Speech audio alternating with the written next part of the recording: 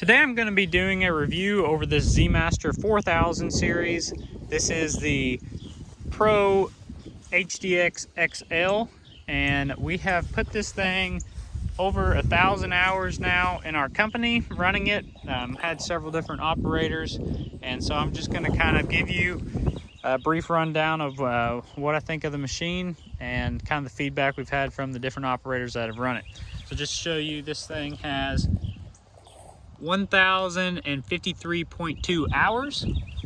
So we've had this machine 2 years.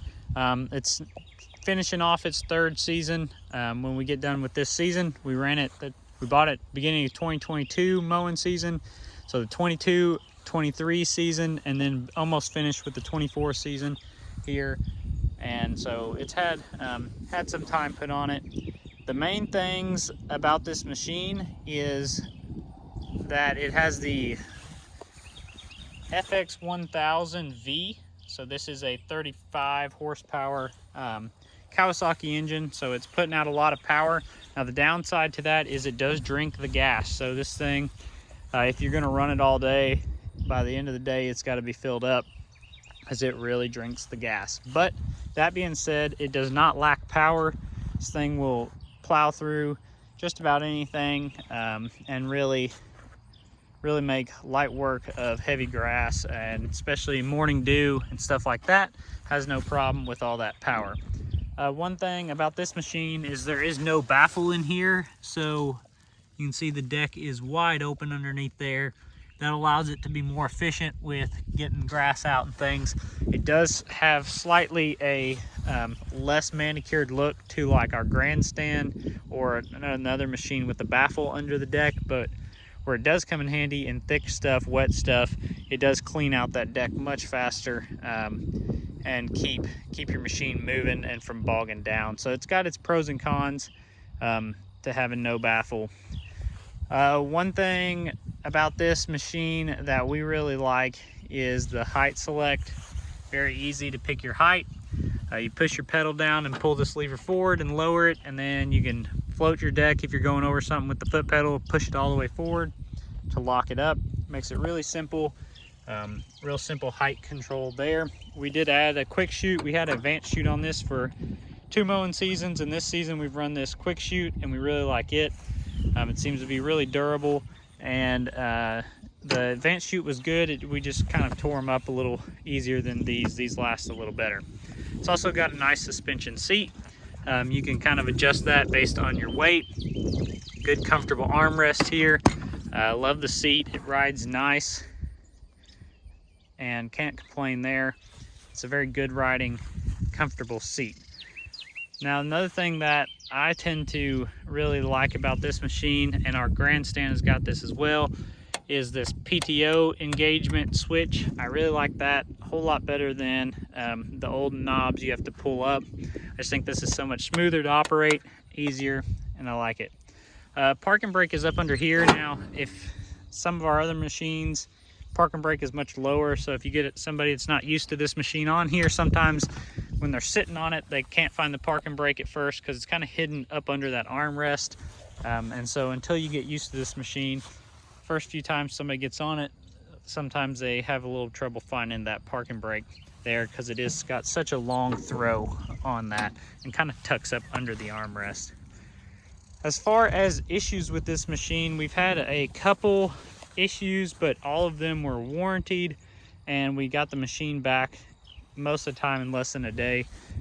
Our dealer, 54 Lawn and Garden, does a good job about getting our machines back moving when they go down, and we're thankful for that because they keep us moving. And then if we need a loaner or something, they take care of us. So this one has had the clutch go out. That was fixed really quick. And then the ignition switch went bad on it. That was replaced. That wasn't a big deal. And then I think the only other thing, the engine had I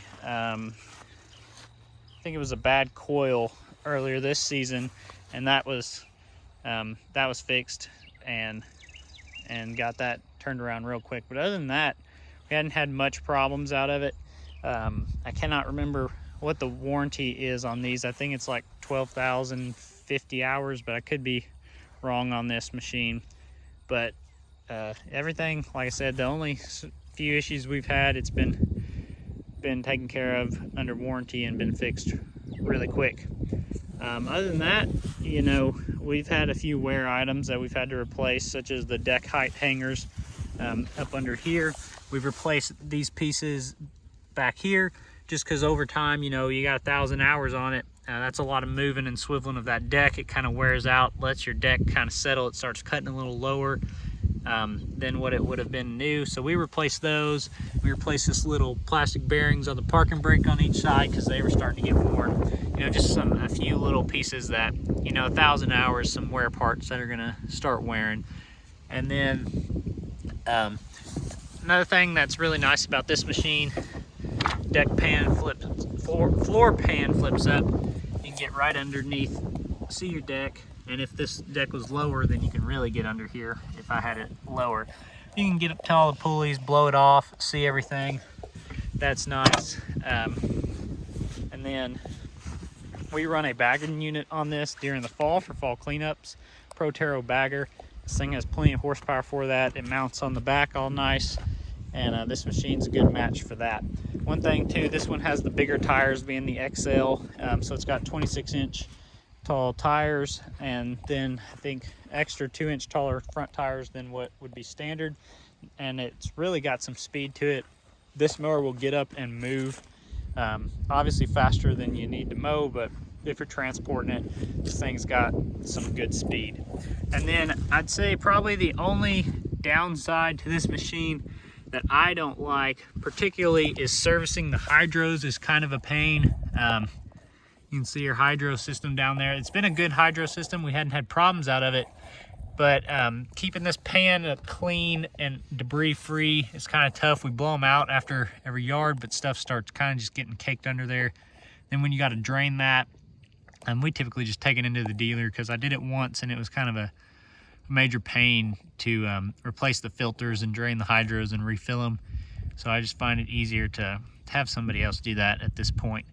But that is pretty much the only real drawback to me on this machine. And I haven't run this one this season very much. I mean, I'll run it, you know, every week I'll run it some, but I've been on the grandstand that we've got for most of the season. But this unit is still probably my second favorite mower that we have behind the grandstand. It's been a good unit. Like I said, we passed that 1,000-hour milestone, and I'm interested to see how long this thing will go. So I'll try to keep some updates on that and see how many hours we can pile on this machine. So thanks for watching. Hope this helps.